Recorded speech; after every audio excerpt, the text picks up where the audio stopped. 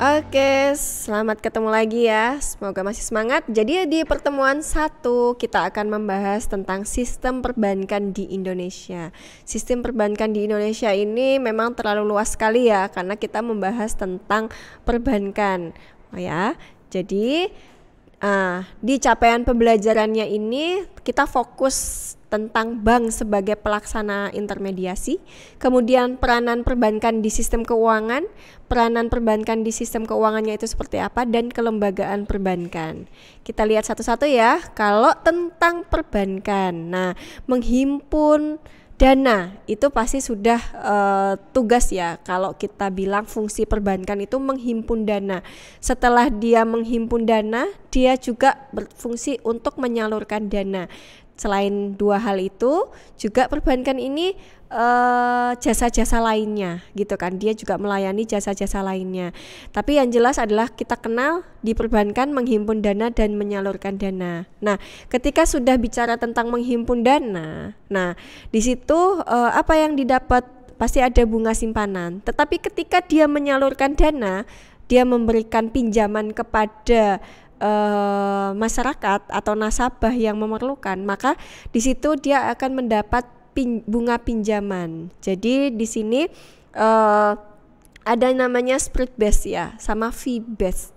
Jadi kalau ketika dapat fee itu perbankan, itu dia dapatnya dari mana? Bunga pinjaman atau dari kreditnya.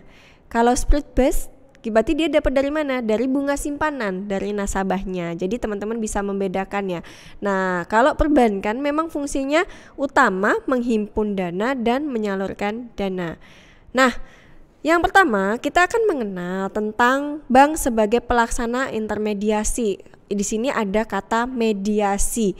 Mediasi itu gimana? Berarti tadi karena kita tahu bahwa fungsinya adalah menghimpun dana berupa simpanan dari pihak ketiga.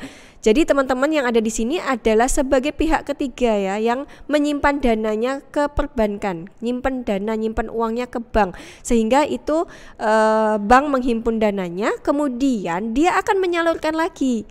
Ya, jadi bank ini tugasnya ada sebagai mediasi. Dia akan menyalurkan lagi kepada pihak yang membutuhkan dalam bentuk kredit. Nah, ini yang disebut intermediasi. Ya, seperti ini gambarnya adalah bahwa peran perbankan di sini di tengah-tengah. Ada bank, dia memberikan kredit kepada defisit unit ya, orang yang butuh dana karena dia defisit entah buat usaha untuk perorangan ya. Jadi di sini adalah defisit, makanya bank memberikan kredit. Sedangkan di sini bank bagi nasabah yang punya kelebihan uang, surplus unit gitu kan. Jadi nasabah itu dia melakukan misalnya deposito, reksadana, atau dia menabung, itu sebenarnya dia mendapatkan bunga dari situ, suku bunga yang diberikan oleh bank. Sebenarnya bank ini ada di tengah-tengah sini. Jadi intermediasi itu maksudnya dia adalah sebagai perantara antara bank, nasabah, di sini ada debitur, dan di sini juga ada kreditur. Jadi di sini kerjasamanya adalah antara perbankan dan antara nasabah yang membutuhkan dana. Nah, di sini ada ya peranan penting perbankan dalam sistem keuangan. Ada 3 yang kita harus ketahui peranan penting dalam perbankan. Itu adalah lembaga kepercayaan. Kemudian yang kedua adalah sebagai agen pembangunan negara, dan yang ketiga adalah pemberi layanan. Nah, peran penting perbankan di sini perlu diterapkan di perbankan. Kenapa? Kalau tidak ada 3 hal ini, tidak mungkin nasabah akan percaya, tidak mungkin lembaga manapun akan percaya dengan perbankan. Maka 3 hal ini harus digarisbawahi untuk memberikan pelayanan kepada masyarakat. Seperti itu.